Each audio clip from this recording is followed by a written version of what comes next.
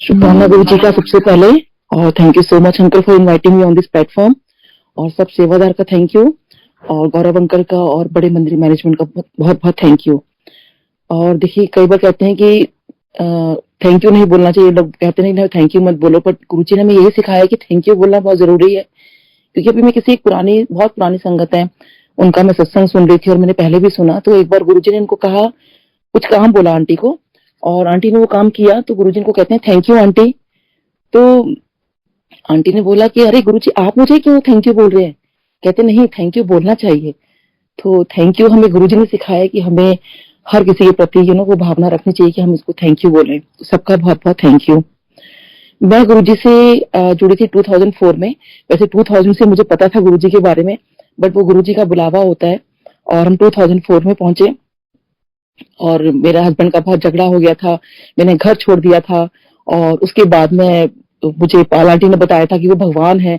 सो उस दिन मैंने यही सोचा कि आज मैं भगवान के पास ही जाती हूँ। सो मैं गुरुजी के वहां पहुंच गई। बच्चे बहुत छोटे थे, बेटी मेरी 4+ थी, बेटा मेरा 9+। तो समहाउ आई रीच्ड देयर। सो वहां बस मुझे ऐसा लगा कि गुरुजी मुझे कहने की अकेली क्यों आई है। उसके बाद गुरुजी जब आए और अपने सिंहासन पर बैठे थे, एक्चुअली बहुत लंबा सत्संग है, तो गुरुजी कह रहे थे शॉर्ट भी सुनाई, तो मैं बहुत कट शॉर्ट करके सुना रही हूँ। सो हस्बैंड आके मेरे को दम से बहुत गुस्से में कहते हैं चल उठ यहाँ से। सो बस मैंने मन में यही कहा, मैंने कहा गुरुजी चाय इनकी बड़ी कमजोरी है कि किस तरह चाय आ जाए, क्योंकि चाय प्रसाद बोलने की मेरे को मतलब नहीं पता था कि चाय प्रसाद बोला जाता है। तो चाय मेरे मुंह से निकला, खैर वो गुरुजी ने जोड़ना था, चाय भी आ गई। और जब ये हस्बैंड चाय पीने बैठे, तो अब गुरुजी ने जो उनको उस दिन नजारा दिखाया, तो गुरुजी को पता था कि बीइंग अ फोरेंसिक एक्सपर्ट ये शायद मेरे को इतना बिलीव नहीं करेंगे, क्योंकि हस्बैंड ने पहले ही बोल दिया था, क्योंकि 4 साल से वही नहीं जा रहे थे गुरुजी से मिलने। मैं तो बहुत मन था मेरा गुरुजी से मिलने का, क्योंकि मेरे हस्बैंड ने यही कहा था मैं किसी इंसान के आगे माथा नहीं टेकूंगा। सो बीइंग फोरेंसिक एक्सपर्ट, उनको जो मेरे हस्बैंड तो ऐसे हैं कि बाल में से खाल निकालने वाले लोगों में से हैं। सो उस टाइप के बहुत कट्टर रहे। तो गुरुजी ने उनको वही डे वन ये दिखाया कि वहां कोई अंपायर स्टेट नहीं है, कुछ भी नहीं है, कोई संगत नहीं है, और गुरुजी जो है पूरे इस ब्रह्मांड के ऊपर बैठे हुए हैं। He is the supreme of this universe. और जितने भी आप सोच सकते हो, जितनी आकाश गंगाएं होती है, जितनी हमारी गैलेक्सीज होती हैं, वो सब गुरुजी के आगे पीछे घूम रही हैं। सो तब मेरे हस्बैंड को झटका लगा कि ये कोई साधारण इंसान तो नहीं है तो महापुरुष, चलो मैं बैठ जाता हूँ। तो ऐसे गुरुजी ने इनको जोड़ा और हमारी पूरी फैमिली को जोड़ा। तो बहुत शुक्राना गुरुजी का। फिर हम गुरुजी के पास जाते रहे, और गुरुजी की बहुत बहुत ब्लेसिंग्स रही, और वो तो आज भी बरस रही हैं। गुरुजी सच में कहते थे कि असल चीज किसी को मांगनी नहीं आती। और मुझे भी गुरुजी ने डे वन बहुत ज्यादा पूछा, आई थिंक कितनी बार पूछा मुझे भी याद नहीं, कि होर दस तेनू की चाहिए, होर दस तेनू की चाहिए। बट खाली मैंने भी खाली उस दिन ब्लेसिंग्स मांगी, मैंने कुछ मांगा कुछ नहीं। हाँ, शुरू में ये जरूर बोला था कि मुझे, मेरी सिस्टर इन लॉ की शादी नहीं हो रही, गुरुजी शादी करा दो। तो गुरुजी ने मुझे कहा, मैंने बहुत सारी रिंग्स पहनी हुई थी, तो गुरुजी ने कहा पहले इनको उतार कर आना। तो गुरुजी, ऑब्वियसली गुरुजी का हुक्म है, तो मैंने जितनी रिंग्स पहनी हुई थी, हमें एस्ट्रोलॉजर ने पहना रखी थी, मैंने सारी की सारी रिंग्स उतार दी घर आकर, उस गुरुजी के सामने नहीं, घर आकर। सो गुरुजी ने हमें कोई वहम में नहीं रखा। एक तो कोई भी संगत प्लीज वहमों में ना पड़े कि हम ऐसे करें या वैसे पढ़ें, किसी भी हमें गुरुजी ने वहम में नहीं रखा कि ऐसा हो जाएगा तो ऐसा कर लो। बहुत गुरुजी ने बहुत सारी चीजें ऐसी हम लोगों को उस टाइम भी समझाई।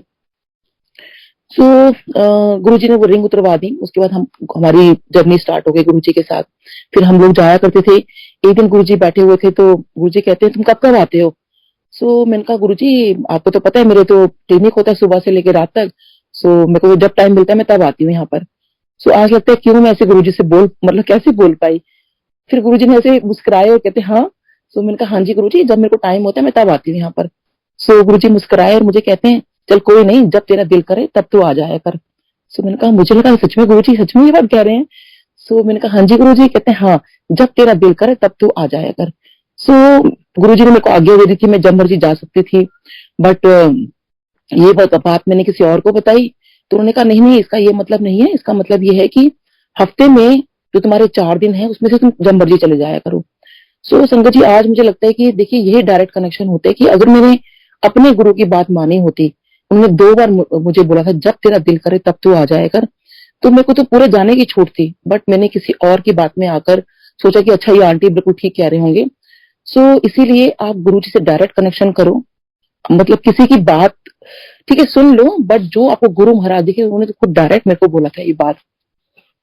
फिर हम हर हफ्ते गुरुजी के पास जाते थे और गुरुजी से बहुत सारी मेरी बातें होती थी, क्योंकि गुरुजी से तो मैं कुछ पूछती थी, क्योंकि कुछ ना कुछ हमारी लाइफ में देखिए लगा रहता है, क्योंकि मेरे बेटे की बहुत प्रॉब्लम चल रही थी स्कूल के अंदर, और इसको स्कूल चेंज करना था, उसका आफ्टरनून शिफ्ट था। सो बेटे ने कहा कि मम्मी आप ना आज गुरुजी से पूछ लेना, गुरुजी से तो आप इतनी बात करते हो। तो मैं कहा चलो ठीक है।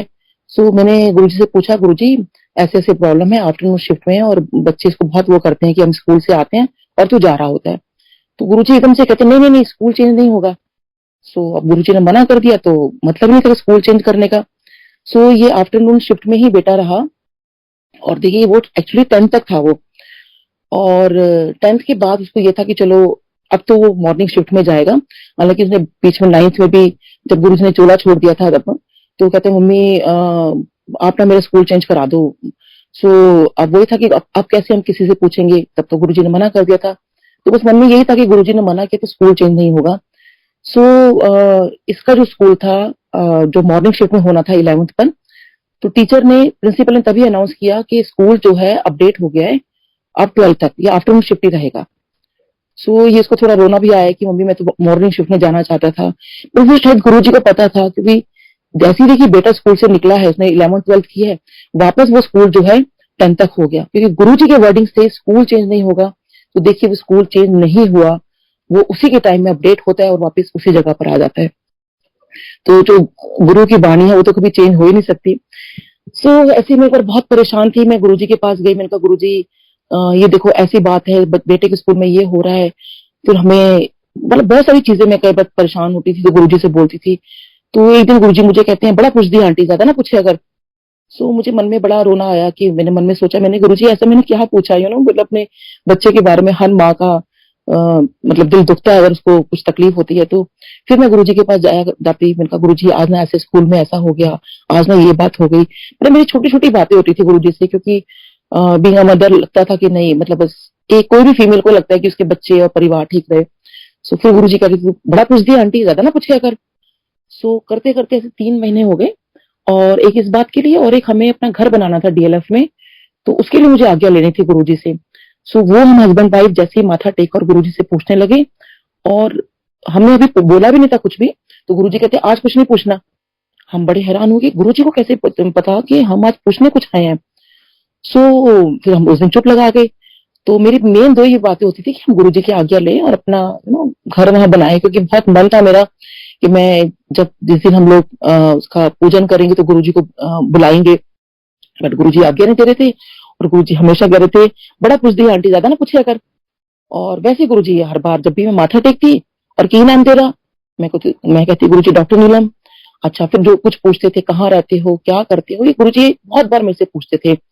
और एक बार क्या हुआ कि मैं जब हर बार जब गुरुजी ने मेरा नाम पूछना शुरू किया, मतलब ऑलमोस्ट हर बार तो नहीं, ऑलमोस्ट एवरी टाइम ये नाम तेरा, तो मैं सोचती थी गुरुजी मन में बोला, मैंने कहा पता नहीं गुरुजी को मेरा नाम ही याद नहीं रहता, गुरुजी मतलब हमेशा भूल जाते हैं मेरा नाम, कितनी बार मैं अपना नाम बता चुकी हूँ। सो ऐसी में एक बार माथा टेक रही थी, तो बस मुझे भी बस मन में यही ख्याल था, मैंने कहा बस अब गुरुजी फिर बोलेंगे की नाम तेरा। तो गुरुजी मेरे को ना बड़े नोटी वे में ऐसे आंखों को ऊपर करते हुए कहते और नीलम आंटी। तो मैं इतनी खुश हुई संगत जी, इतना मुझे एडिक्शन हुआ, आज भी वो हैंगओवर मेरा खत्म नहीं हुआ। ये कैसे गुरुजी ने इतने प्यार से मुझे देखा और बड़े आंखों को ऊपर करते हुए हो नीलम आंटी। तो फिर मन में सोचा कि गुरुजी ने मेरा नाम लिया अपने मुंह से, और मैंने कहा गुरुजी, मैंने मन में सोचा, मैंने कहा गुरुजी ने मुझे आंटी क्यों बोला, क्योंकि उस टाइम आई थिंक मैं काफी यंग थी, maybe I think around 35 और 36, तो मुझे लगता था कि आंटी तो नहीं लगती मैं, और गुरुजी ने आंटी क्यों कह दिया। But later on I realise के गुरुजी, कई लोग मतलब सुना था मैंने कि आंटी अंकल बोलते हुए गुरुजी को। सो खैर हम लोग ऐसे गुरुजी के पास जाते रहे, और गुरुजी हमेशा बहुत प्यार से वेलकम करते थे, बहुत इतने प्यार से उनका देखना, इतने प्यार से हमको वेलकम करना। सो एक दिन हम लोग जब वहां पे गए, तो देखिए गुरुजी ना कैसे आपसे कोई काम करवाते हैं, कैसे चीजें बोलते हैं, कैसे एक बात को करते हैं। एक दिन मैं जब वहां माथा टेकने गई गुरुजी को, सो गुरुजी मेरे को एकदम से देखे कहते हैं मैंने तो ऐसा समझ नहीं आता कि तुम सारे के सारे डॉक्टर्स अगर ਇੱਥੇ आ जाओगे तो मरीजों का इलाज कौन करेगा। सो मैंने कहा ये क्या बोला गुरुजी ने, फिर गुरुजी ने इशारा करके एकदम से बोला कि मैंने तो ऐ नहीं समझ आता कि तुम सारे के सारे डॉक्टर अगर ਇੱਥੇ आ जाओगे तो मरीजों का इलाज कौन करेगा। उस दिन देन आई रियलाइज कि जो गुरुजी ने इशारा किया तो मैंने आसपास देखा तो सारे के सारे डॉक्टर्स बैठे थे वहां पर और सब एकदम मतलब झेप रहे थे कि ये गुरुजी ने क्या कह दिया। बात भी ठीक है कि अगर सारे वहां जाके बैठ जाएंगे तो इलाज कौन करेगा। सो खैर हम इस बात को गुरुजी कभी मुझे कुछ बोल रहे थे ना मुझे याद रहा। तो देखिए पेंडेमिक टाइम में ये बात मुझे याद आई कि जब हम लोग सब ऑलमोस्ट सारे डॉक्टर्स काफी सारे डॉक्टर्स घर बैठे थे, सारे तो नहीं ऑलमोस्ट काफी लोग काफी डॉक्टर्स। सो मैं भी घर बैठी थी, डेंटल क्लिनिक तो बिल्कुल ही बंद हो गई थी। तो मैंने कहा गुरुजी बिल्कुल नहीं, हम तो सारे डॉक्टर्स घर ही बैठ गए हैं। देन आई रियलाइज कि एकदम गुरुजी ने हमें ऐसे बोला था मुझे और मुझे तब लगा जैसे गुरुजी का वो मैसेज था कि तुम अगर घर पे बैठ जाओगे डॉक्टर्स तो मरीजों का इलाज कौन करेगा। और वही था कि मरीजों का इलाज तो हो ही नहीं पा रहा था। सो मैंने कहा नहीं गुरुजी तो मैं क्या करूं उसके लिए, सब गुरुजी ने थॉट डाला कि नहीं ऑनलाइन कंसल्टेशन दे सकते हो या ऐसे कर सकते हो। खैर वो गुरुजी की वो बात मुझे याद आई तो मेरे को लगा कि नहीं घर नहीं बैठना है। Then I started doing something for the patients. So ऐसे देखिए गुरुजी के गुड चीजें होती हैं जो कितने सालों बाद चीज हमें पता चलती है। फिर ऐसे में बहुत परेशान थी मैं, फिर गुरुजी के पास गई। फिर गुरुजी जो वो 3 महीने के बाद जब मैं बहुत बार बार मैं जाती थी गुरुजी के पास और गुरुजी कहते बड़ा पूछती आंटी ज्यादा ना पूछा कर। तो गुरुजी कहते अच्छा चल 10। तो मैंने गुरुजी को जो भी चीज थी मेरी वो मैंने सब कुछ बताया, गुरुजी ऐसे ऐसे बात है सब कुछ। सो गुरुजी ने मुझे कहा कि तू मैनू ए 10 मैं तेन ब्लेस कर दिता। मैंने कहा हाँ जी गुरुजी। सो देखिए मेरे को आज ये रियलाइज होता है, उस टाइम ये रियलाइज नहीं होता कि गुरुजी ने खुद डायरेक्ट मेरे को ब्लेस किया हुआ। तो क्या क्या चीजें गलत हो सकती है जिंदगी में, कुछ भी नहीं हो सकता। जब गुरुजी ने खुद हम वो ब्लेसिंग्स मांगते हैं, गुरुजी हमें ब्लेस कर दो, अपनी ब्लेसिंग्स दो, है ना। सो गुरुजी ने खुद अपने मुंह से जब मुझे कह दिया और बाकी कुछ और भी मैं गुरुजी ने बोला था वो मैं अभी नहीं बता पाऊंगी। सो और गुरुजी के खैर बहुत ब्लेसिंग्स तो है ही। उसके बाद एक बार गुरुजी ने मेरे को बोला था कि तू अपने सहेलियों को लेकर आना और अपने पेशेंट्स को लेकर आना, मैं डायरेक्ट ब्लेस करूंगा। और मेरे हस्बैंड को कहा कि तू अपने दोस्तों को लेकर आना। सो हम लोग ये सोचने लगे कि हम किसको ऐसे लेकर आए ना पेशेंट्स को। और उस टाइम तो देखिए कोई गुरुजी को इतना किसी को ज्यादा पता भी नहीं था। अब कैसे करें क्योंकि अब गुरुजी की आ गया है। तो फिर मैंने गुरुजी के बारे में अपने पेशेंट को बताना शुरू किया, इन्होंने अपने दोस्तों को उनको मतलब। लेकिन हमें बहुत थोड़ा सा माफ करना गुरुजी, लेकिन उस टाइम मेरे को बड़ा और लगता था कि ऐसे कैसे संगत चलो फ्रेंड्स को एक बार बता भी देते थे लेकिन फ्रेंड्स सुनते थे, वो कुछ बोलते नहीं थे आगे कि हमें जाना है नहीं जाना है, गुरुजी की आज्ञा है। सो अब हस्बैंड के एक फ्रेंड है तो वो ऐसे बता रहे थे, नहीं बताया नहीं उन्होंने, तो वो एक्चुअली फ्रेंड हस्बैंड को बता रहे थे कि ऐसे ऐसे इनको कोई लीवर की प्रॉब्लम आ गई है। और क्योंकि वो खुद एक एलएनजेपी के बहुत बड़े डॉक्टर रह चुके हैं और अभी भी हैं। सो उनको लेकिन डॉक्टर्स ने ये कह दिया था और खुद भी डॉक्टर थे और उन्हें बताया कि मेरे को ऐसे ऐसे दिक्कत आ गई है। और शायद डॉक्टर्स ने उनको कह दिया था कि 6 महीने और साल भर में आई थिंक कुछ मतलब कुछ भी हो सकता है। और बीइंग अ डॉक्टर उनको पता था कि उनकी लाइफ नहीं है ज्यादा। तो तब मेरे हस्बैंड को एकदम से लगा कि गुरुजी ने इनके बारे में तो नहीं बोला कहीं। सो उन्होंने कहा कि देखो हमारी गुरुजी ऐसे ऐसे हम गुरुजी के पास जाते हैं ना, गुरुजी ने स्पेशली बोला कि दोस्तों को लेकर आना। सो जो भी है डॉक्टर साहब आप चलो मेरे साथ। अब देखिए जब इंसान के पास हर चीज उनको पता है ना कि डॉक्टर को पता था कि उनकी लाइफ नहीं है। सो उन्होंने कहा चलो ठीक है मैं चलता हूँ आपके गुरुजी के पास। सो वो देखिए 2 बार उन्होंने लंगर किया और संगत जी आज की डेट में वो डॉक्टर ठीक है। 2 बार लंगर करने से उनकी वो प्रॉब्लम ठीक हो गई जो कि उनकी जानलेवा प्रॉब्लम थी, लीवर की प्रॉब्लम थी। और लीवर देखिए एक बार कहीं खराब होना शुरू होता है तो और काफी गड़बड़ हो सकती है। और उनको तो बोल ही दिया था खैर, और बीइंग अ डॉक्टर उनको ही पता था। तो देखिए कैसे गुरुजी ने 2 बार लंगर करा के उनको ठीक किया। ऐसे में अपने पेशेंट्स को लेके गई। सो उनको माँ बेटे को वो अलग अलग बैठे हुए थे तो गुरुजी ने दोनों को इकट्ठे बुलाया। तो मुझे लगा कि उनको लगा कि शायद डॉक्टर नीलम ने बता दिया होगा कि भाई हम इनके साथ आए हैं। तो मैंने तो कुछ बताया नहीं था क्योंकि गुरुजी के सामने इंट्रोडक्शन का तो कोई मतलब ही नहीं होता था। तो उनको बुलाया, उन्होंने अपनी प्रॉब्लम बताई क्योंकि वो जो मेरी पेशेंट है उनको एक्चुअली हेड एंड नेक का कोई कैंसर था। और जो डॉक्टर्स ने इनको कह दिया था कि इनके पास भी 6 महीने और साल भर का टाइम है। और बहुत ज्यादा है साल भर का, तो 6 महीने का ही टाइम है इनके पास। सो मैंने उनको बताया कि देखो ऐसे ऐसे मेरे को गुरुजी ने बोला है कि तुम्हारे पेशेंट को ब्लेस करूंगा। सो भाई मैं तो ऐसे ऐसे अब देखो आप। तो उन्होंने कहा कि वो मुंबई ले गए थे अपनी मम्मी का ट्रीटमेंट करवाने के लिए। ये बात मुझे गुरुजी ने बोली थी 2004 में। उस दिन संडे की रात थी और मंडे को उस बच्चे का मेरे पास फोन आता है। उसने बेटे को बर्थडे विश करने के लिए एक्चुअली फोन किया था। और मैंने उसको बताया कि ऐसे ऐसे रात को गुरुजी ने मुझे बोला है, पता नहीं। कहता आंटी मैं तो मम्मी को यहाँ लेकर आया हूँ ऑपरेशन के लिए। और वो भी बस ये था, बच्चों का ये था कि शायद मुंबई ले जाएंगे, हाँ टाटा हॉस्पिटल में भी। एक हर कोई इंसान देखिए कोशिश करता है कि उसके पेरेंट्स ठीक रहे, कोई भी घर का परिवार का जन हो तो वो ठीक रहे। सो जैसे उसने सुना कि भी आंटी ये कह रहे हैं, तो वो कहते हैं कि अगले दिन वो छुट्टी करा के ले आए मुंबई से। डॉक्टर्स ने बहुत कहा कि तुम बहुत बड़ी गलती कर रहे हो। तो कहते हैं कोई बात नहीं, हम लोग अपने रिस्क पे अपने पेशेंट को लेके जा रहे हैं। तो कहते हैं आंटी आपने कुछ बोला था गुरुजी के पास लेके जाओगे। सो तो उनका छोटा बेटा और वो जो है मेरी पेशेंट, वो वहां पर आए। और अभी भी देखिए पिछले हफ्ते भी, अभी 4-5 दिन पहले भी आए हुए थे, तो वो यही बात गुरुजी कर रहे थे कि आंटी देखो कैसे गुरुजी ने उनको बोला कि उनको बुलाया और कहा कि जा कल्याण हो, ऐसे करके बोला। तो उनको बड़ा कल्याण हो, ऐश कर देता।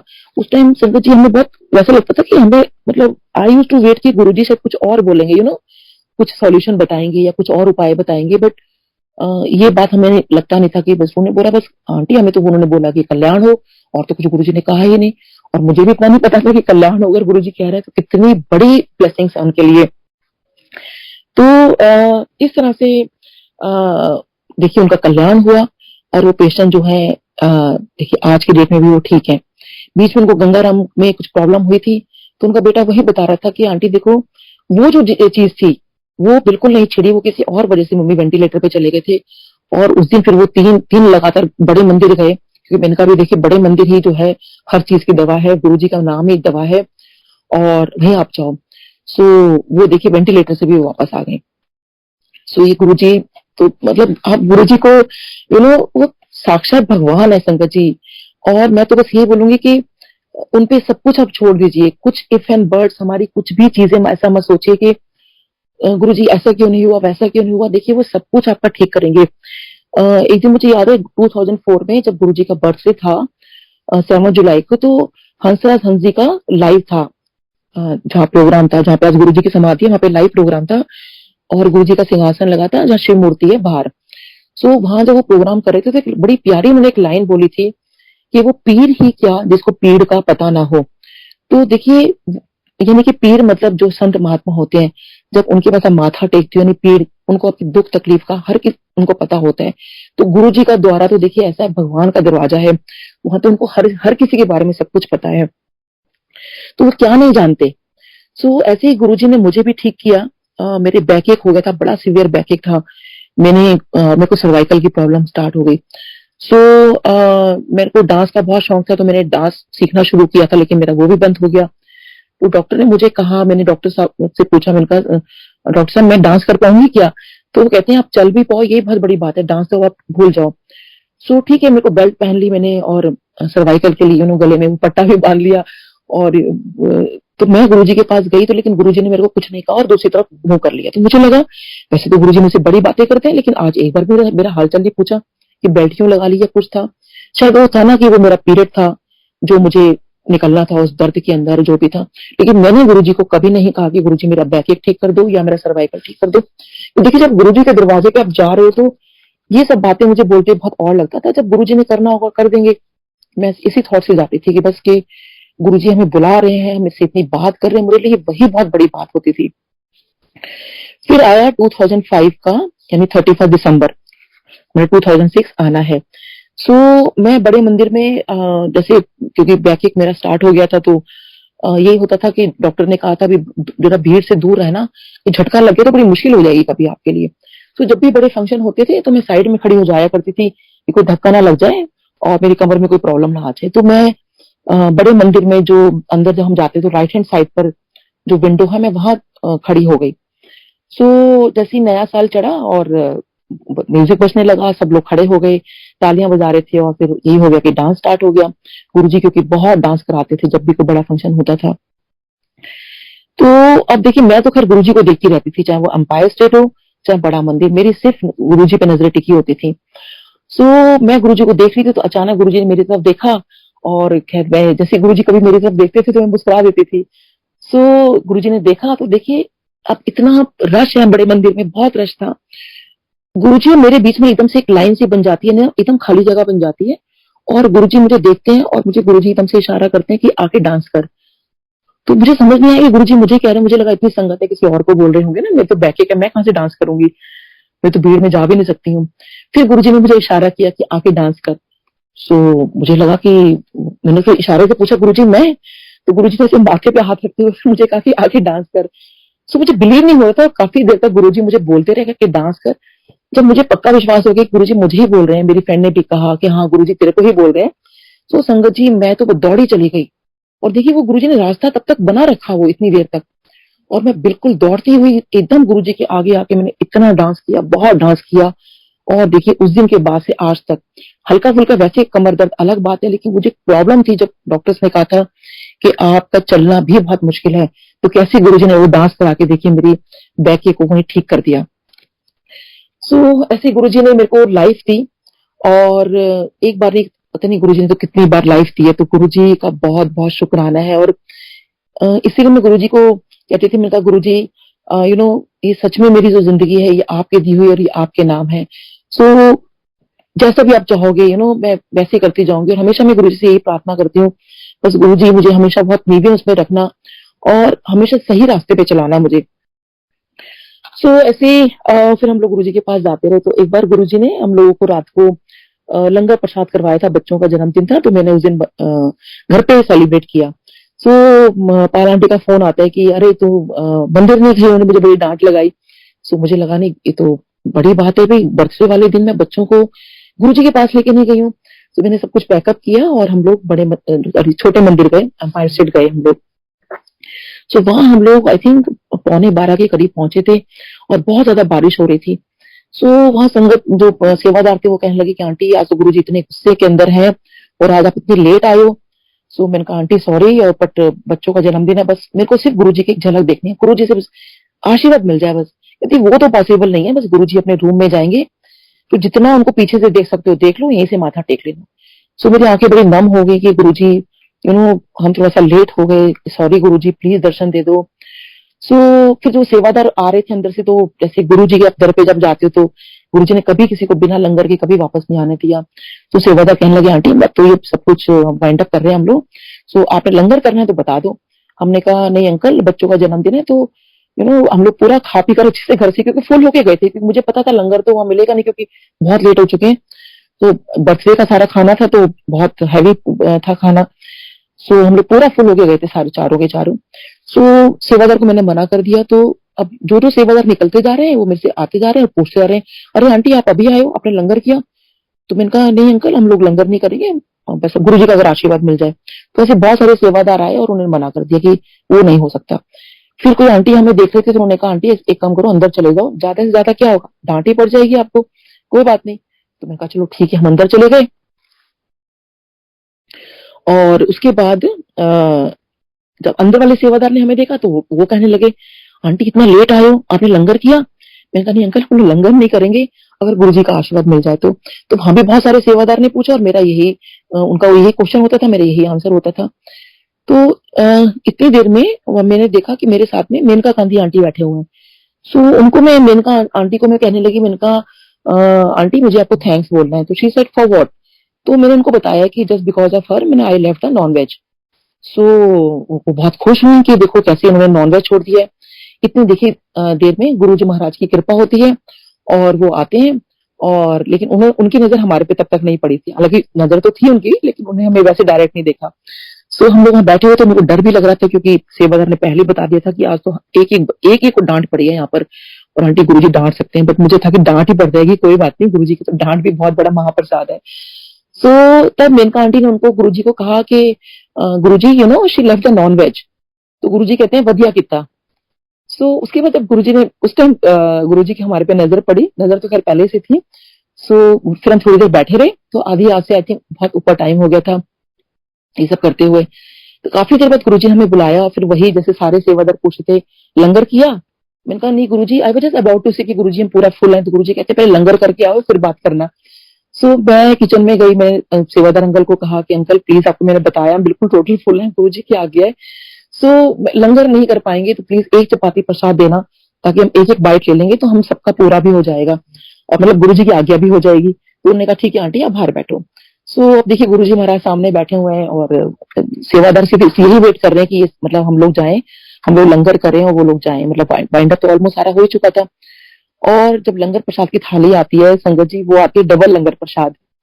और सब बच्चे और हस्बैंड देखने लगे कि बना क्या था ना कि इतना लंगर प्रसाद एक चपाती के लिए बोला था।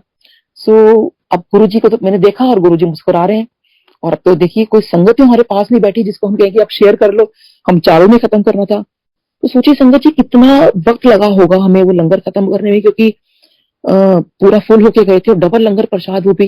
फिर चाय प्रसाद के भी 4 गिलास आगे पूरे भरकर। तो हर चीज डबल उस दिन। खैर हम लोगों ने लंगर प्रसाद किया, क्योंकि देखिए आज मैं सोचती हूँ कितना मेरा वो गोल्डन मोमेंट था, कितना प्यारा मोमेंट था कि मेरे रब, मेरे गुरुजी महाराज अपने सामने बैठ के मेरी फैमिली को लंगर कराया। और वो जो डबल लंगर प्रसाद था, आई थिंक वही था जब गुरुजी ने मुझे लाइफ दी थी। और क्योंकि उस दिन फिर गुरुजी ने तो हम लोग लंगर कर लिया, तब गुरुजी ने फिर हमें बुलाया कि जब आज्ञा तो लेनी थी गुरुजी से। सो फिर गुरुजी ने हमें काफी देर हम लोग बैठे रहे, फिर गुरुजी ने बुलाया। फिर गुरुजी ने फिर जैसे हमेशा गुरुजी की आदत होती थी मेरे से बात करने की, तो बहुत शुक्राना गुरुजी का भी जो आप गुरुजी मुझसे इतना बात कर लेते थे। फिर वही तेरा की नाम है, कहाँ रहते हो, कितने बच्चे हैं, कहाँ पर क्लिनिक है और कौन से हॉस्पिटल में हो। तो हस्बैंड ने जैसे ही कहा कि गुरुजी मैं सफदरजंग हॉस्पिटल में हूँ, तो गुरुजी कहते हैं अच्छा डॉक्टर मेरा एक काम करा देगा। तो हमने कहा अरे गुरुजी हमें कह रहे हैं काम कराने के लिए। हमने कहा हाँ जी गुरुजी, हाँ जी आप काम बताइए। तो गुरुजी कहते हैं चलो अपना मोबाइल नंबर दो और अपना नाम बताओ।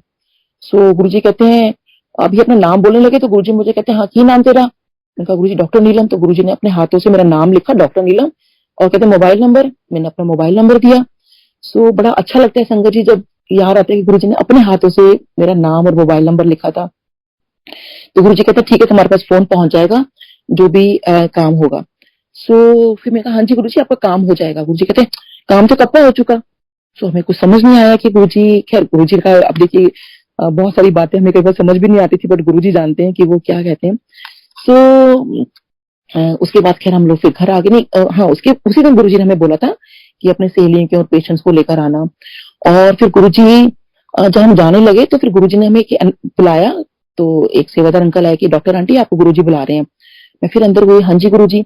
सो गुरुजी ने हमें एक एनवलप दिया और उस एनवलप के अंदर 2 लॉकेट थे। और गुरुजी ने इशारा किया कि खोलो इसे। तो गुरुजी के ब्लस किया हुआ छोटा सा स्वरूप और वो लॉकेट थे जो गुरुजी किसी किसी को देते थे। सो बेटा मेरा बड़ा खुश हो गया, क्योंकि वो 3 महीने से सारी संगत जो जो जिसने लॉकेट पहना हुआ था वो सबसे जाकर मांगता था कि आंटी अंकल ये स्वरूप मुझे कब मिलेगा। तो कहते थे बेटा जब गुरुजी की मेहर होगी आपको तभी मिलेगा। तो बच्चे दोनों बड़े खुश हुए, क्योंकि दोनों बच्चों को मैंने इकट्ठे बर्थडे सेलिब्रेट किया था उस दिन कि मम्मी देखो गुरुजी ने हमें आज के दिन 2 लॉकेट दिए और बच्चों ने वही पहन लिए कि गुरुजी ने बर्थडे गिफ्ट दिया। तो गुरुजी ने अपने हाथों से उस एनवलप पे गुरुजी लिखा और 2004 अक्टूबर का मंथ था वो सब लिखा उस पर। सो बहुत बहुत शुक्राना है गुरुजी का। और ऐसे ही फिर गुरुजी ने एक बार मेरे को डीवीडी दी थी अपने हाथों से। सो जब गुरुजी वो लेयर फार्म हाउस की डीवीडी थी। सो मैं ना ऐसे काउंट कर रही थी, मैं कहा कि 4 लोगों के बाद नंबर आएगा, तो गुरुजी इन 4 के बाद इसको दे रहे हैं फिर इसको नहीं दे रहे। तो मेरी टर्न नहीं थी उसके अंदर। सो मैंने कहा हाँ मेरे को भी गुरुजी क्यों देंगे ना, क्योंकि मेरे पास तो कंप्यूटर है नहीं, क्योंकि उस टाइम तो कंप्यूटर होना भी बड़ी या लैपटॉप होना तो बड़ी लग्जरी होती थी। सो लेकिन जैसे मेरा मेरे माथा टेकने लगी तो मन में था कि गुरुजी सबको मतलब कितने लोगों को दिए मुझे भी दे दें। बट मैंने मांगा नहीं गुरुजी से और गुरुजी ने मेरे को देखते ही साथ ही मुंह भी उधर कर लिया। मैंने कहा चलो कोई बात नहीं। पर जैसे ही मैं एकदम वो उठी तो गुरुजी मुझे कहते हैं ले डॉक्टर नहीं तू भी ले। और ही स्माइल्ड एट मी। तो बस मन में ख्याल आया कि अच्छा इसका मतलब ये कि हमारे घर में कंप्यूटर या फिर लैपटॉप आने वाला है। तो छोटी छोटी बातें होती हैं, बट कैसे गुरुजी एकदम बड़ी खुशी से दे देते हैं। और कैसे खैर गुरुजी का तो उनका तो नाम लेना ही बड़ी खुशी की बात है। और ऐसे ही गुरुजी बहुत कभी हंसी मजाक करते थे, कभी बहुत एकदम एक बार क्या हुआ कि मेरे हस्बैंड के पेट में बहुत दर्द था और उनके कोई डायग्नोस नहीं हो पा रहा था उनका। सो वो मैंने उनको कहा कि मैंने कहा एक काम करो आप ना गुरुजी को बता देना कि आपके पेट में बड़ा दर्द है। तो मेरे हस्बैंड मुझे कहते हैं कि नीलम ये बड़ा अजीब बात नहीं होगी कि मैं खुद डॉक्टर हूँ और इलाज गुरुजी से पूछ रहा हूँ। सो खैर हम लोग अंदर गए तो मैंने इनको इशारा किया कि कोई बात नहीं, क्योंकि डायग्नोज नहीं हो पा रहा था उनका। सो हस्बैंड ने डॉक्टर साहब ने कहा कि गुरुजी मेरे ना पेट में बड़ा दर्द है। तो गुरुजी कहते हैं ले खुद डॉक्टर है इलाज मेरे से पूछ रहा है। और गुरुजी इधर से मुस्कुरा पड़े।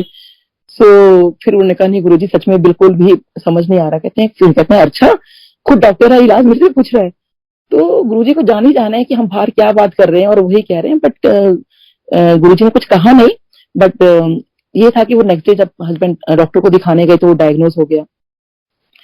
ऐसे गुरुजी बड़े कभी मुस्कुरा के कुछ एकदम बोल देते थे और बहुत अच्छा लगता था जब गुरुजी एकदम कुछ मुस्कुराते थे। और ऐसे ही एक बार मुझे हाइपोथायराइडिज्म की प्रॉब्लम हुई तो मैंने गुरुजी से जाके कहा। मेरा ना गला भी बैठ गया था बहुत ज्यादा, मेरे टॉन्सिल्स हो गए थे, मेरी आवाज नहीं निकलती थी। आज जो मैं बोल पा रही हूँ ये गुरुजी की देन है, ये आवाज मेरी गुरुजी की देन है।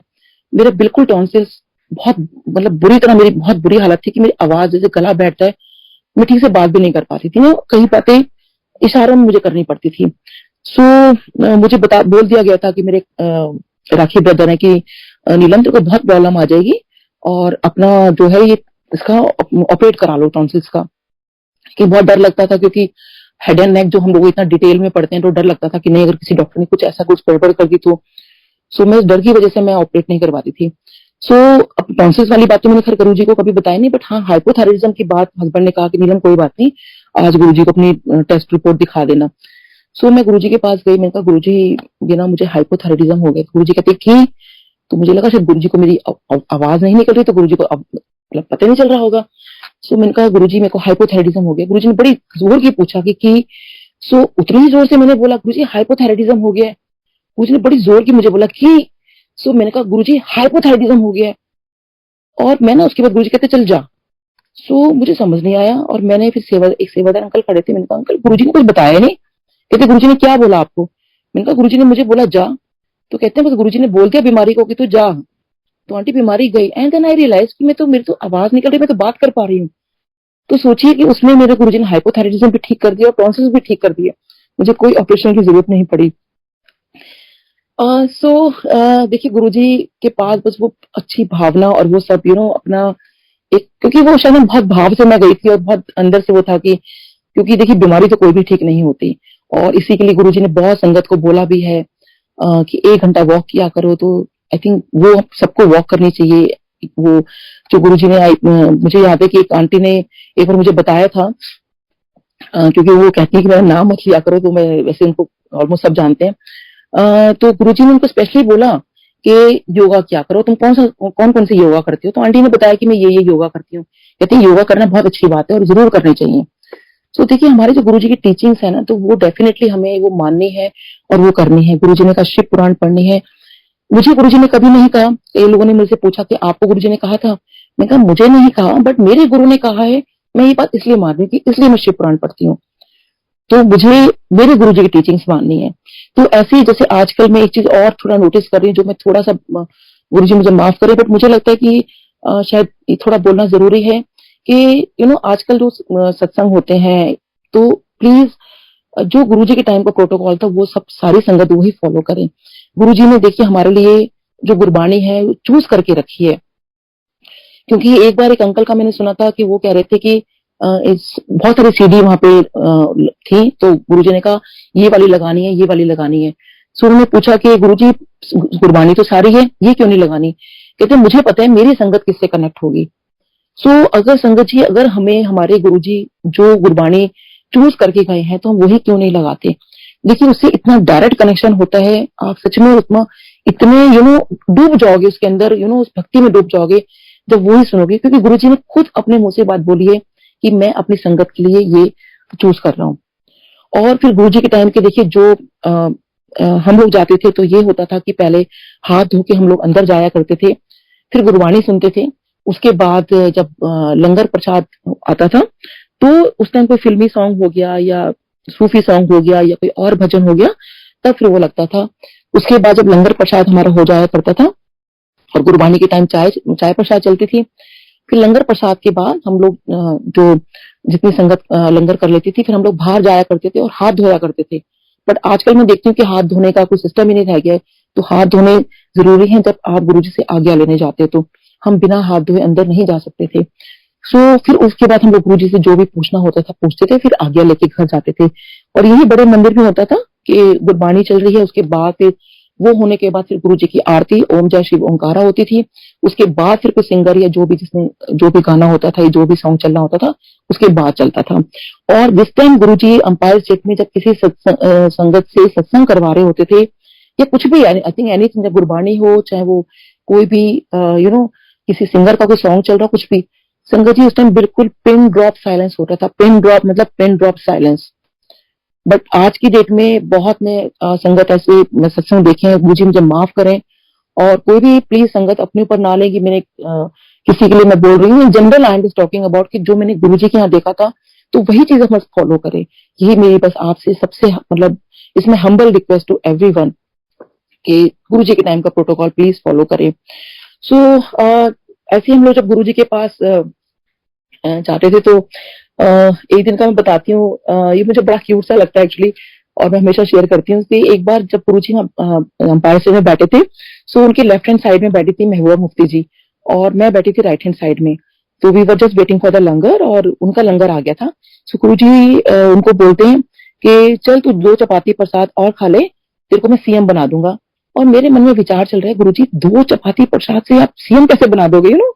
मैं अपने मन में सब कुछ सोच रही हूँ कि 2 चपाती प्रसाद से सीएम कैसे बन सकता है कोई। बट गुरुजी की महिमा देखिए, और क्योंकि उस टाइम मैंने शायद गुरुजी को वो भगवान मानते हुए शायद मैं वो चीज नहीं थी कि भाई उन्होंने जो कह दिया सो कह दिया। वो धीरे धीरे समझ में आई हमें, क्योंकि हम उस टाइम नए थे।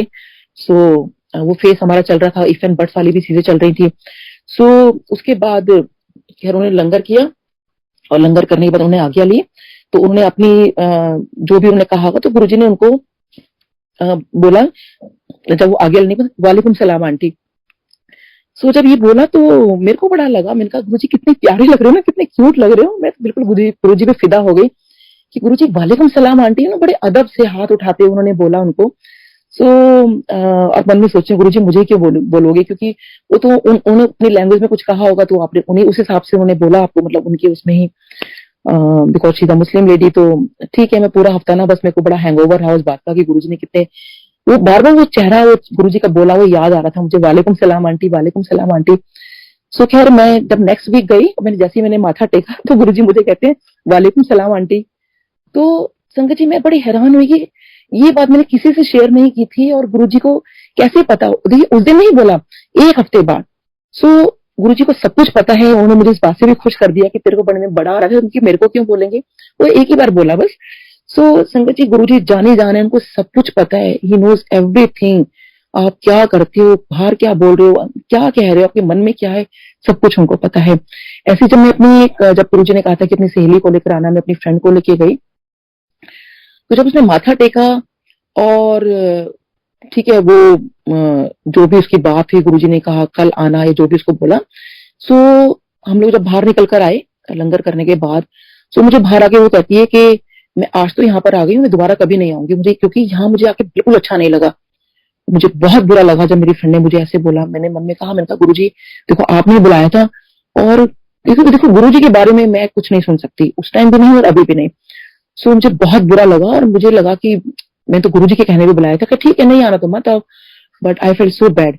बट संगत जी जैसे ही वो अंपायर सीट से जैसे हम गेट से निकलते हैं तो थोड़ा सा आगे जाके जैसे उसने अभी जस्ट लेफ्ट टर्न लिया ही था और एकदम से शी जस्ट टर्न अराउंड और कहती है कि नीलम वापस चल। मैंने कहा क्या हुआ? तो कहती बस तू अंदर वापस चल। मैंने कहा यार आज्ञा लेने के बाद ना दोबारा अंदर नहीं जाते, मेरे को डांट पड़ जाएगी। सो कहते नहीं नहीं मुझे नहीं पता, तू अंदर चल बस। उसको देखिए कहाँ गुरुजी ने कहा वो मना कर रही है कि मैं नहीं जाऊंगी, और कहती तो मेरे को ना इंट्रोडक्शन करवा देना जरा। सो मैं तो फिर पहले इस बात से डर रही थी कि कहीं गुरुजी गुस्सा ना कर दे कि मतलब आगे लेने के बाद हम अंदर जा ही नहीं सकते थे। तो वो लेकिन मेरे पीछे पड़ गई कि तू अंदर चल मेरे साथ। खैर हम लोग अंदर गए। सो वो मेरे आगे थी, उसने फिर दोबारा माथा टेका और उसने इशारा भी किया मेरे को लाइक कि भाई इंट्रोडक्शन वाली बात पे इंट्रोडक्शन करा। And I was just about to say कि गुरुजी ये मेरी, तो गुरुजी एकदम से मुझे कहते हैं चल जा बड़ी आई डॉक्टरनी की वकील। और मेरे को और वो भी हैरान कि मैंने तो गुरुजी को अभी तक बताया नहीं कि ये डॉक्टर नहीं है। तो गुरुजी का मैसेज कितना क्लियर था कि चल जा बड़ी आई डॉक्टरनी की वकील, यानी कि मैं कोई नहीं हूं वहां वकालत करने के लिए खड़ी हुई, और गुरुजी को पता है कि वो कौन है।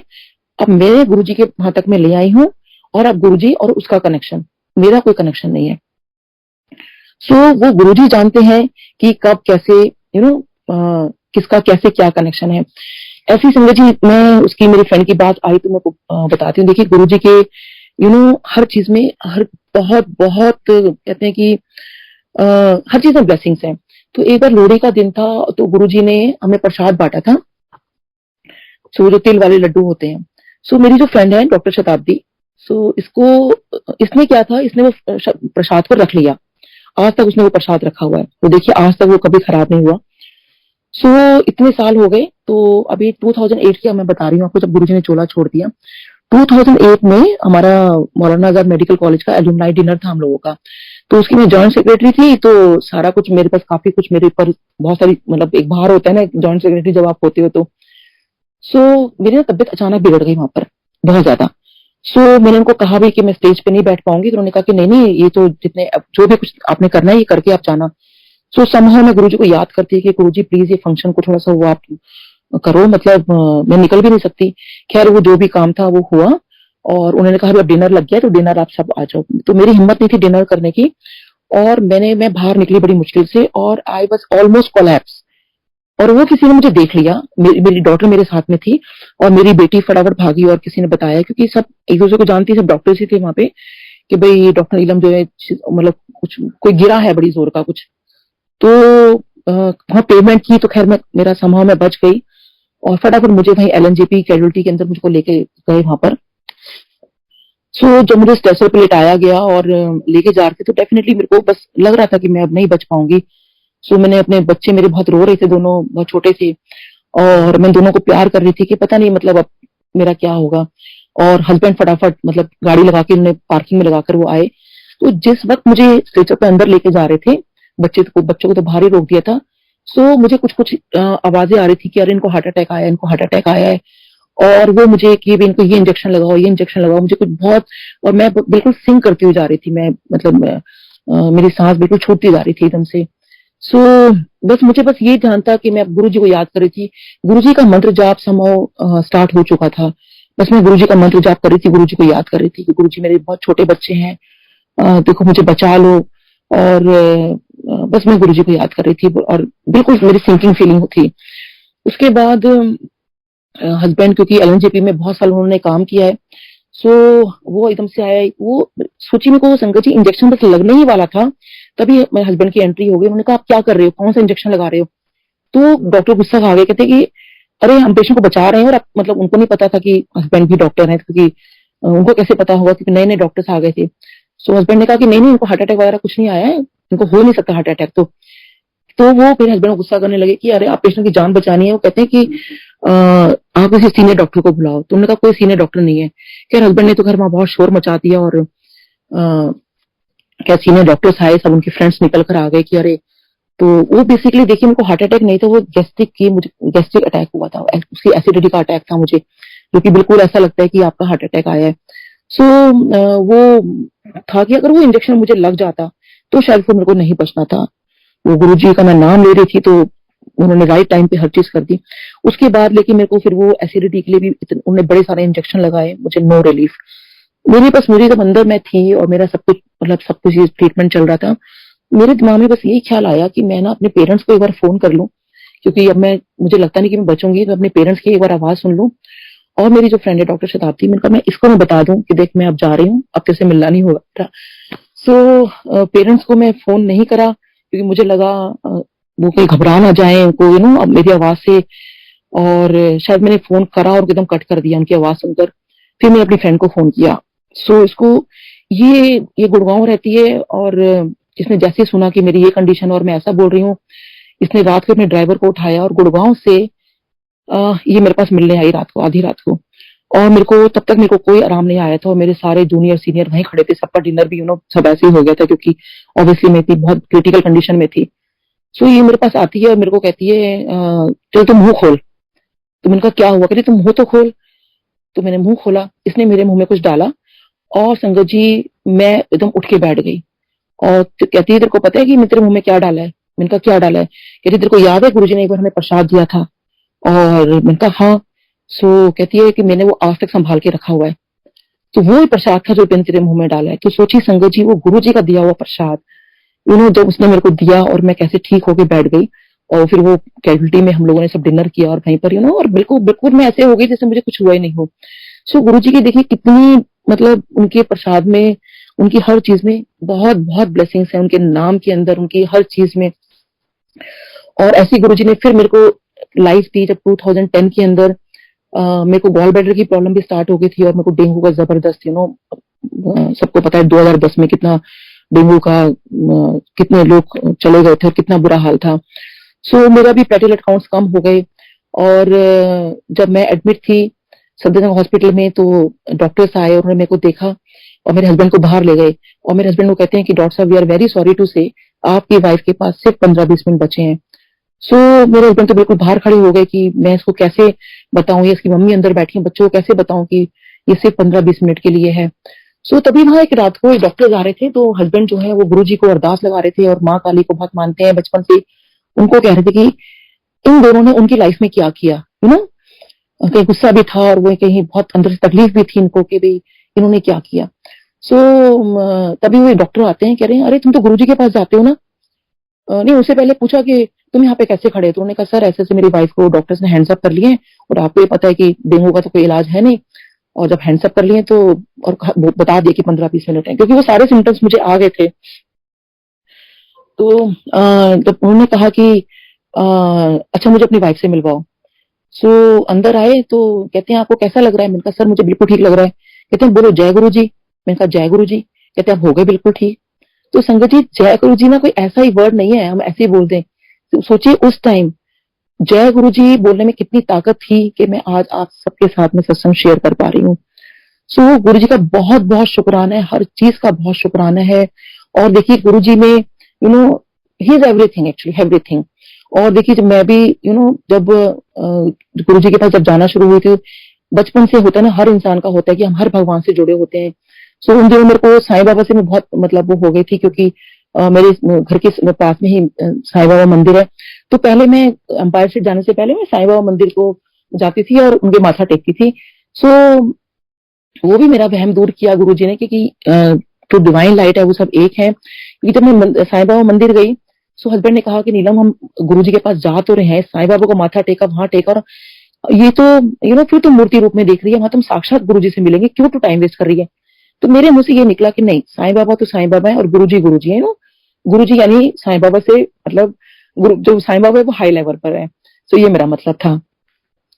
सो बस मेरे मन में ये विचार आया कि भाई मैं सच में ये लोग हैं, एक ही है। सो मैंने साईं बाबा को बोला, मैंने कहा साईं बाबा अगर आप सच में गुरु जी अगर वो इतने पावरफुल है ना आपके जैसे, so sorry Guru ji, but मेरे मन में यही था। सो अगर आपने जो आज चोला पहना है क्या वही चोला आज गुरु जी ने पहना होगा। सो संगत जी आप मानोगे, मैं जब वहां गई हूँ तो गुरु जी ने उस दिन साईं बाबा ने टर्कॉइश कलर का यानी फिरोजी कलर का चोला पहना था और गुरु जी ने वही सेम चोला। फिर मुझे लगा एक कोइंसिडेंस होगा, मैं नेक्स्ट वीक फिर मेरी यही कि आज भी आपका सेम चोला होगा, तो नेक्स्ट वीक फिर सेम चोला। और ऐसे मुझे ड्रीम में भी दोनों ने व्हाइट चोला पहना हुआ है। तो हर तरह से मुझे मतलब बता दिया कि तो गुरु जी सब कुछ है संगत जी।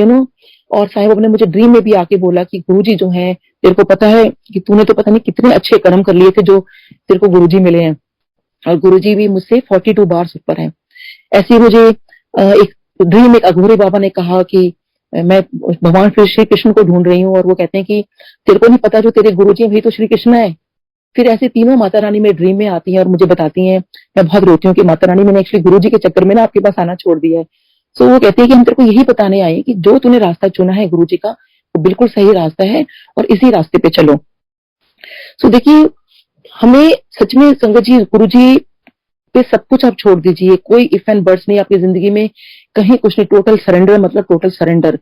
और अब तो मेरे को धीरे धीरे, हालांकि देखिए हमारा ये ह्यूमन एरर होता है, हमारे ह्यूमन नेचर के अंदर है कि हमारे वो इफ एंड बर्ड्स ये सब चीजें होती हैं, तो वो भी गुरु जी खैर जानते हैं। लेकिन आप दिल खोल के गुरु जी के आगे अपने जो अरदास लगानी है, जो आपने बोलना है, जो कुछ कहना है, आप प्लीज गुरु जी के आगे सब कुछ कहिए। क्योंकि देखिए गुरु जी आप जो भी कुछ जब करेंगे ना आपका विद सॉल्यूशन करेंगे, खाली सुनेंगे नहीं, वो आपको एक सॉल्यूशन के साथ आपको हर चीज बताएंगे।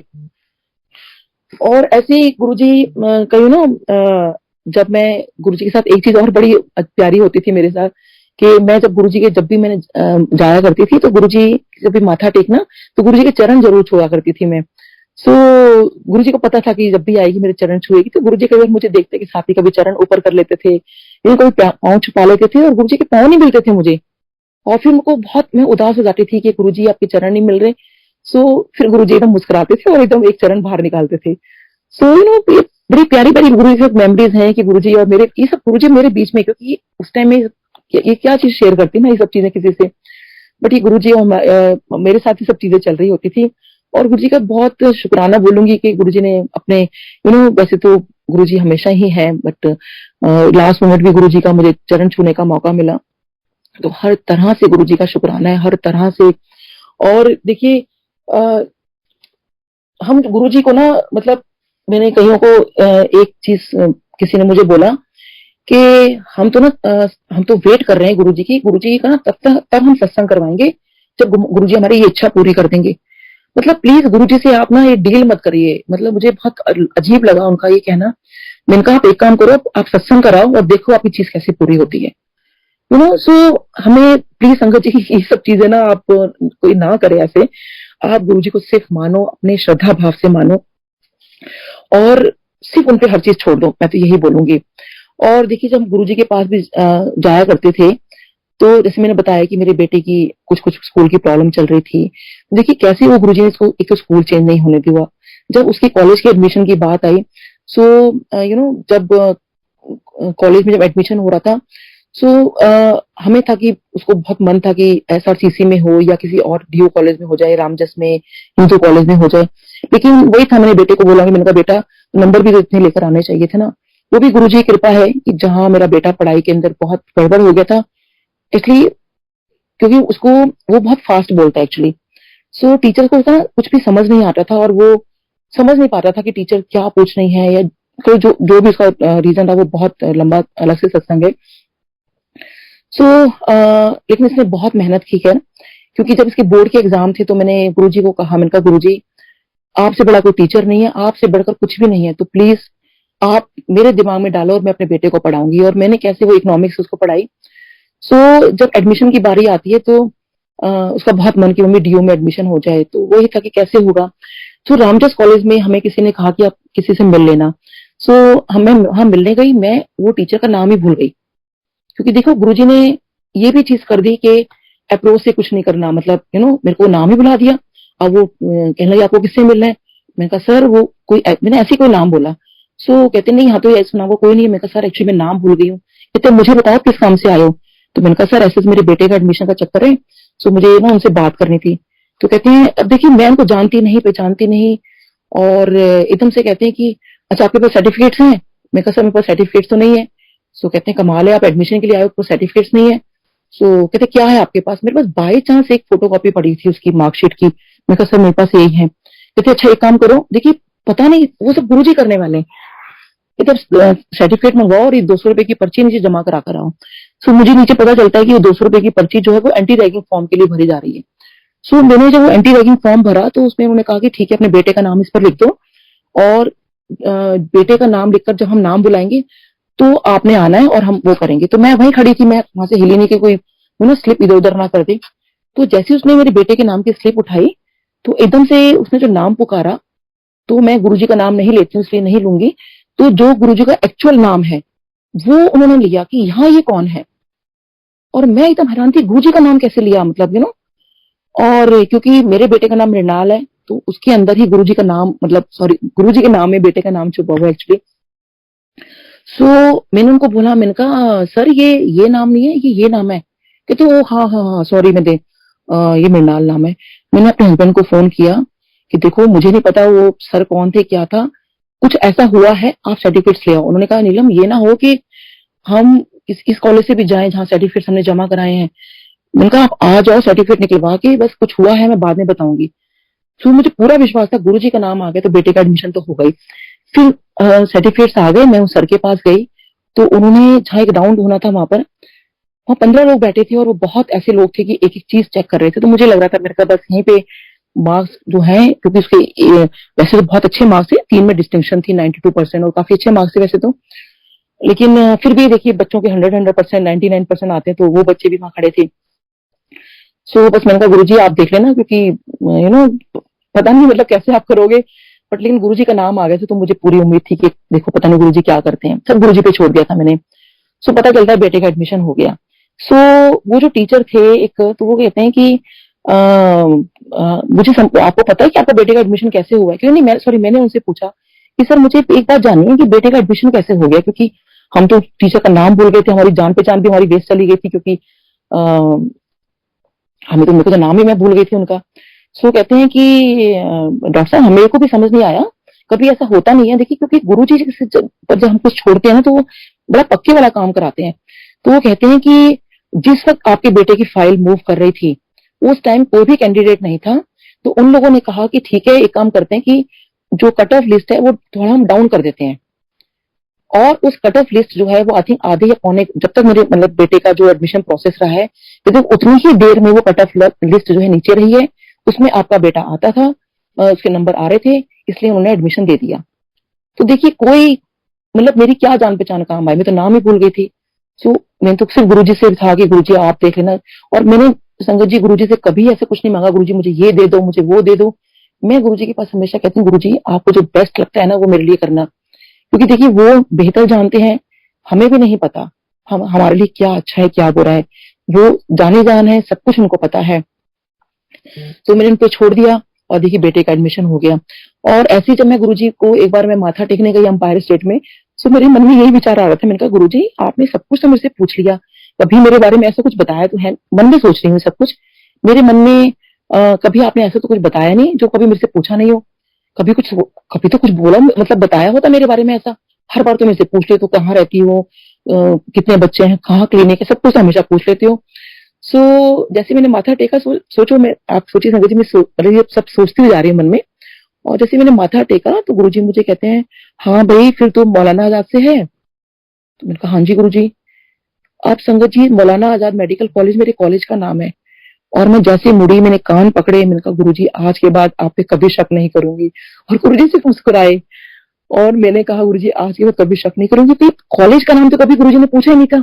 सोचिए संगत जी कितने कॉलेज हैं, मेरे कॉलेज का नाम बता देना, क्योंकि और कोई कोई मतलब वहां पे तो इंट्रोडक्शन का कोई मतलब ही नहीं था कि कोई इसको इससे मिलवाए या कुछ, और कॉलेज का नाम कौन बताता है? तो ऐसे कॉलेज का नाम बता दिया। ऐसे मेरी मम्मी को लाइफ दी गुरुजी ने। और जब मेरी मम्मी बहुत ज्यादा बीमार पड़ गए थे और हॉस्पिटल में एडमिट थे, तो डॉक्टर्स ने कह दिया था कि इनकी एंजियोप्लास्टी करानी पड़ेगी और एंजियोग्राफी करानी पड़ेगी, और उसके बाद फिर जो भी प्रोसेस होगा हो सकता है कि वो सब आपको बाईपास सर्जरी, पता नहीं क्या क्या बता दिया था। तो मम्मी भी बहुत डर गए थे, और बस मेरे दिमाग में ये था कि मैं डॉक्टर को तो ये बात नहीं बोल पा रही थी कि मुझे गुरुजी के पास जाना है या कुछ ऐसे। मुझे था, मैंने कहा डॉक्टर साहब मुझे ना आप थर्सडे तक का टाइम दे दो। उस दिन मंडे का दिन था जब डॉक्टर ने हमें बोला, कहते हैं कि आप कैसे डॉक्टर हो, क्योंकि मेरे हस्बैंड के फ्रेंड थे वो, कहते हैं आपकी वाइफ कितनी अजीब बात नहीं कर रही है बीइंग अ डॉक्टर की, उनकी मम्मी इतनी क्रिटिकल कंडीशन में है और मुझे कहती है कि थर्सडे तक टाइम दे दो, क्योंकि मंडे के बाद थर्सडे ही गुरुजी को हम मिल सकते थे। और मुझे मतलब फ्राइडे तक मैंने टाइम मांगा था। मैंने कहा डॉक्टर साहब मैं थर्सडे नाइट को आकर मैं अपनी मम्मी को एडमिट करा दूंगी, तो मुझे थर्सडे नाइट तक, तो वो बड़े हैरान हुए कि क्या बात है। सो कहते हैं मैं रिस्क नहीं ले सकता एज ए डॉक्टर, आप अपनी मम्मी को अपने रिस्क पर अपनी मम्मी को आप घर ले जाओ। तो मैं मंडे की नाइट को अपने रिस्क पर, क्या गुरुजी अपने मेरे गुरुजी के विश्वास पर, मैं मम्मी को डिस्चार्ज करा के ले आई। सो मुझे काफी लोगों ने बोला भाई इतनी क्रिटिकल कंडीशन में मम्मी को लेकर आ गए हो, और मैं कहा डॉक्टर्स रख नहीं रहे हैं, वो कहते हैं कि हम सुबह ऑपरेशन कर देंगे, ये सब करना है, मैं गुरुजी के बिना तो मैं कुछ काम नहीं करूंगी मैं। सो मुझे ये पता था कि गुरु जब कोई ऐसे जा नहीं सकता था तो उनकी फोटोग्राफ हम गुरुजी के पास ले जाया करते थे। तो मुझे किसी ने कहा अपनी मम्मी की फोटोग्राफ जो है वो गुरुजी के पास आप ले जाना। सो मैं गुरुजी के पास मम्मी की फोटोग्राफ लेकर गई, और मैंने कहा गुरुजी ऐसे ऐसे मम्मी का मैंने बताया कि डॉक्टर्स ने बोला एंजियोग्राफी करानी है। गुरुजी आराम से बैठे थे, एकदम आगे आगे कहते ना ना ना ना एंजियोग्राफी ना कराई। सो मैंने कहा ठीक है गुरुजी। बस मैंने माथा टेका, मैं बाहर आई, मैंने कहा मम्मी गुरुजी ने तो मना कर दिया कि एंजियोग्राफी नहीं करानी है, जब एंजियोग्राफी नहीं होगी तो बाकी तो सब चीजें छोड़ दो, क्योंकि एक टेस्टिंग गुरुजी ने मना कर दिया। तो सो उसके बाद सोचिए संगत जी, फिर हम दूसरे डॉक्टर के पास मिले, और उसके बाद गुरुजी ने मेरी मम्मी को, क्योंकि डॉक्टर्स ने कह दिया था कि इनकी लाइफ ज्यादा नहीं है, बट मम्मी ने ये कहा था कि मेरी सबसे छोटी सिस्टर की मैरिज नहीं हो रही थी, कि गुरुजी इतना मेरे को वक्त दे देना कि अपनी छोटी बेटी की मैं शादी देख सकूं। तो वही था कि मेरी छोटी सिस्टर की जब शादी हुई तो उसके 1-1.5-2 साल के बाद मम्मी तो गुरुजी के चरणों में चले गए। सो 10 साल ऑलमोस्ट गुरुजी ने मम्मी को, ऑलमोस्ट नहीं पूरे 10 साल, इनसे ज्यादा ही वक्त दिया गुरुजी ने। और मम्मी का जो ट्रीटमेंट था, देखिए कंजर्वेटिव ट्रीटमेंट पर आ गया। कोई मम्मी का ऑपरेशन नहीं, कोई कुछ नहीं, क्योंकि जब गुरुजी ने मना कर दिया तो कोई चीज कैसे हो सकती थी। सो ऐसे ही मेरी बेटी का एडमिशन बीडीएस में कराया। Now she is a dental surgeon. और बेटे के बारे में कुछ बोला था, वो मैं अभी शेयर नहीं करूंगी, वो शायद गुरुजी ने कुछ बोला था। सो जब वो गुरुजी पूरा करेंगे तो डेफिनेटली मैं जरूर वो शेयर करूंगी। और ऐसी हमें बहुत बहुत blessings the. So I think सत्संग तो बहुत ज्यादा है गुरुजी के करने के लिए, बट टाइम की भी लिमिट है। तो इसी के साथ ही गुरुजी का बहुत शुक्राना, और शुक्राना इस प्लेटफॉर्म का। So thank you so much uncle. जय गुरुजी।